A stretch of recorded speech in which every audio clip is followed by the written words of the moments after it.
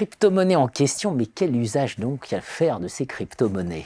Bonjour Michel Vol. Bonjour Jean-Philippe Denis. Michel Vol, vous êtes coprésident de l'Institut de l'économie et vous êtes co-auteur, voilà, vous avez coordonné, vous êtes co-auteur de cet ouvrage « Dollars, euros, yuan, bitcoin, diem, crypto, tectonique des monnaies ». Vous nous dites dans cet ouvrage qu'il va faire la différence, c'est l'usage. Voilà.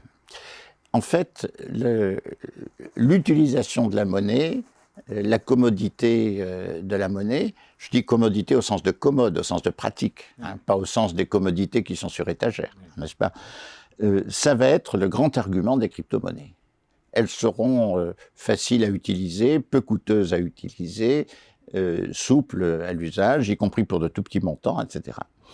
Et cette commodité va séduire les utilisateurs. Alors, c'est assez difficile de se représenter ce qui va se passer. C'est un peu comme quand le web est arrivé. Et quand le web est arrivé au début des années 90, certaines personnes qui avaient peut-être une intuition prospective plus développée pouvaient sentir ce qui allait se passer. Mais voir dans le détail comment ça allait se passer, c'était presque impossible. Hein, parce qu'on arrivait sur un nouveau monde. Une sorte de vaste Far West. Voilà, une sorte et plein de mystères en définitive. Et là, c'est un peu pareil. On s'est dit, il va se passer des choses, mais alors, il y a une chose qui est certaine, c'est que ça va être un terrain de lutte extraordinaire, au point de vue même géopolitique.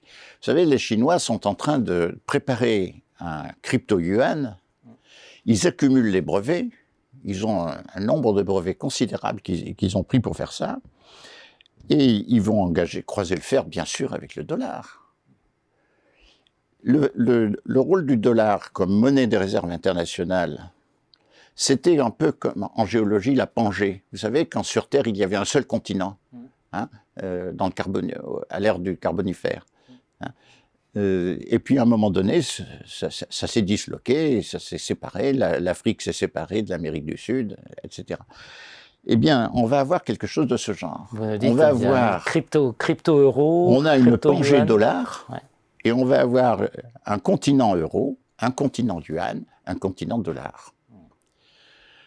Et avec chacun luttant pour l'hégémonie, avec plus ou moins d'esprit de décision.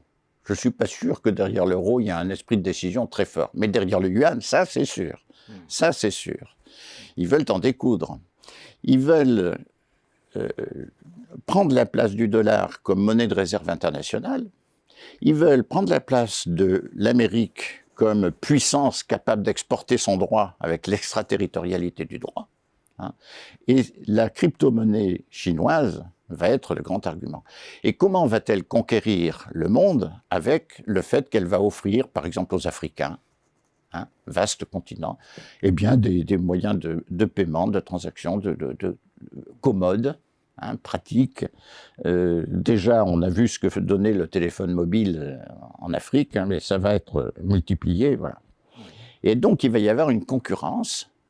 Alors, vous aurez ces grandes monnaies souveraines, crypto-monnaies souveraines, et puis vous aurez des monnaies privées, hein, comme celles que prépare Facebook, avec plus ou moins de ruse, plus ou moins d'habileté. Et elles vont se faire concurrence sur quoi? Eh bien, je suis plus commode que l'autre. Hein. C'est au client de juger. Le client se fait... Ils vont se former en plateforme sur laquelle ils vont développer des services, un peu comme on a développé des services sur le smartphone. Hein.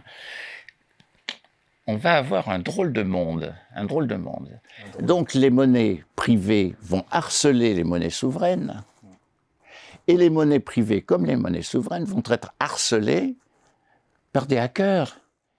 Il y a des gens qui disent, oui, mais il n'y a que les monnaies souveraines qui peuvent être vraiment des monnaies, parce que... Mais je dis non, une monnaie privée, si elle est vraiment commode, si elle est vraiment pratique pour les utilisateurs, ben, elle sera demandée.